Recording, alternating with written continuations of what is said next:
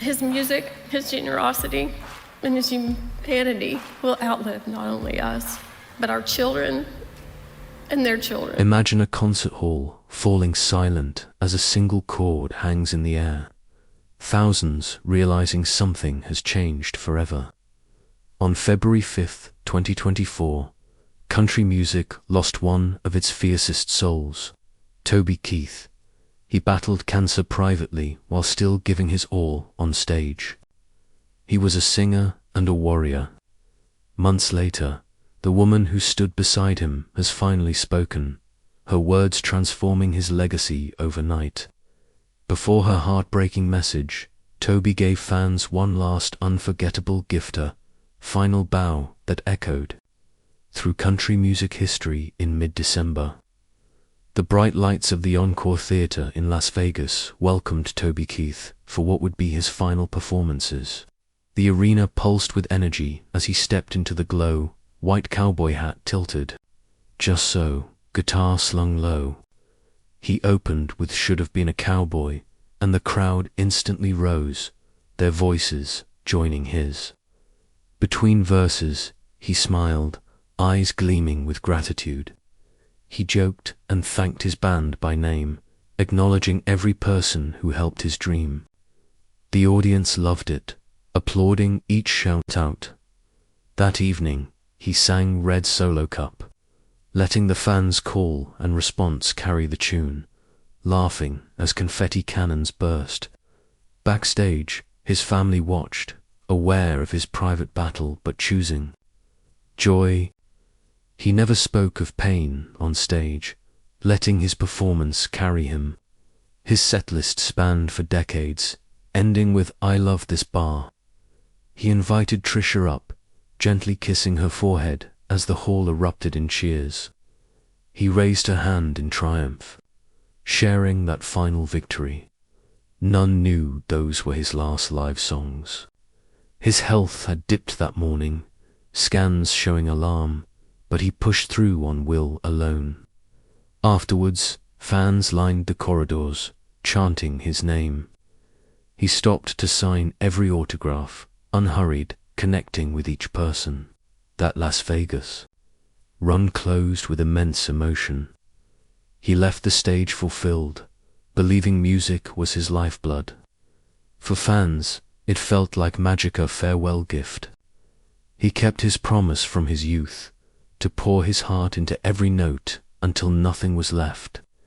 In those December nights in Vegas, surrounded by roaring crowds, he proved he kept that promise to the end. Yet, behind the bright lights, Toby Keith fought a deeply personal battle he hid until the very end. In November 2021, an ache shadowed Toby Keith's days. Dismissing it as tour exhaustion, the pain in his stomach persisted.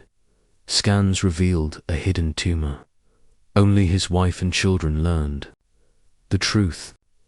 He reassured them, calling it a bump in the road, squeezing their hands, blinking back tears to hide his fear. He then mapped out a plan of chemotherapy, radiation, and surgery, vowing to return to the stage. In June 2022, he announced his diagnosis on social media, promising to fight hard. Prayers flooded in from fellow stars and fans. Medical teams offered the latest treatments. Between treatments, he recorded vocals for Peso in My Pocket, his voice sometimes shaky but his resolve strong. He held a benefit concert, auctioning a signed Gibson to raise funds for pediatric cancer families. Every song was a challenge too. The cancer he refused to let define him. At home, Trisha managed his schedule, packing bags, holding his hand, cleaning wounds. Their children took shifts by his bedside. He never asked for pity, speaking of music as his strength. He scribbled lyrics and captured melodies. When tests showed clear margins, he dreamed of stadium tours. When scans darkened, he gritted his teeth and scheduled the next treatment. His fight lasted 2 years, marked by setbacks and triumphs. He leaned on his family, faith, and craft, writing, "Cancer did not build this man. The music built this man, and music will carry me through." Toby and Trisha met at an Oklahoma County fair, marrying on July 14, 1984, at St. John's Episcopal Church in Tulsa. Their ceremony, elegant and fragrant with lilies, was followed by a reception at a family ranch where they danced and toasted marshmallows under string lights. Their first daughter, Shelley, Trisha's child from a previous relationship, was adopted by Toby after their marriage. Crystal arrived in 1987, followed by Stellan in 1997. Their Norman, Oklahoma, home was a bustling hub of family life, filled with the sense of breakfast, the sounds of Crystal practicing guitar, and Stellan playing football. Weekends were for barbecues and backyard concerts, with Toby smoking ribs and Trisha perfecting her potato salad. Friends and neighbors gathered, sharing stories and music until dusk. Holidays strengthened their bonds. Every Christmas Eve, they exchanged gifts and packed baskets for families in need, teaching their children that home meant service and compassion. When his health faltered, their ranch became his sanctuary. Trisha cooked nourishing meals, and their daughters read novels. Stellan built puzzles, allowing Toby to watch. They found joy in simple moments. When he took his last breath on February 5, 2024, it was in that living room, surrounded by family photos and echoes of laughter. In 2013, Toby and Trisha founded OK Kids Korral and the Toby Keith Foundation to support families facing pediatric cancer. They built a welcoming ranch near Oklahoma City's Children's Hospital, offering free cottages for families. The foundation organized annual benefit concerts, featuring stars like Sheryl Crow and Luke Bryan, and auctioned signed guitars. Grants covered travel and medical expenses. Trisha led daily operations, meeting families and arranging support like free flights and tutoring for siblings. Toby loved surprising children with music visits, playing songs and snapping photos, his message of keep fighting. "I'll see you on the stage someday" becoming an anthem. Over a decade, the Korral hosted over 5,000 families, expanding and launching a mobile comfort kit van. When Toby's illness worsened, the foundation family rallied, providing meals and support. After his passing, Trisha took the reins, chairing meetings and meeting families, blossoming as the guardian of their shared vision. Today, OK Kids Korral stands as a living tribute, a vibrant hub of hope where Toby's legacy of compassion continues to grow. On a normal February morning, family and friends gathered in Oklahoma City for a private farewell at St. John's Episcopal Church, where Toby and Trisha married. His plain white casket rested on a bier as black vehicles arrived. The pews were filled with close friends and bandmates. White lilies and green eucalyptus adorned the altar. The preacher, a longtime family friend, spoke softly of Toby's life, his faith, and his humor. 3 musicians played acoustic American Soldier, weaving notes of pride and sorrow amidst muffled sobs. The preacher concluded, "He fought the good fight. He finished the race. His song lives on." At Rose Hill Cemetery, his grave lay beside his parents. His 3 children each placed a single white rose on the lid. Trisha, in her anniversary dress, laid her rose last, whispering farewell. As the casket lowered, a lone fiddler played amazing grace, no fanfare, just the wind and earth. Mourners formed a silent circle. Trisha closed her eyes, touched the grave marker, and murmured, "Rest now." Then she walked away. That afternoon, the family requested donations to OK Kids Korral in lieu of flowers, resulting in $2 million in the first week. A public memorial followed at Nashville's CMA Theater, the stage bare save for a stool, guitar stand, and lantern. Photos lined the walls. Host Kelsey Ballerini opened with a tribute montage. Brooks and Dunn, Lainey Wilson, and Sammy Hagar performed his songs. Trisha sat in the front row, holding his signature hat. Voices rose together in choruses. The night closed with a candlelight vigil on Broadway, people singing courtesy of the red, white, and blue and sharing stories. His spirit filled every note, connecting thousands to a man who built bridges between music and memory, hardship and hope. His farewells were not an end, but the chorus of an unending song. At the CMT Music Awards in April, a tribute opened with Silence. A video collage of Toby played, then host Kane Brown dedicated the night to his memory.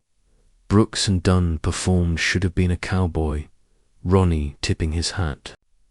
Lainey Wilson poured emotion into Red Solo Cup. Sammy Hagar sung American Ride with a rock edge, shouting, "For Toby."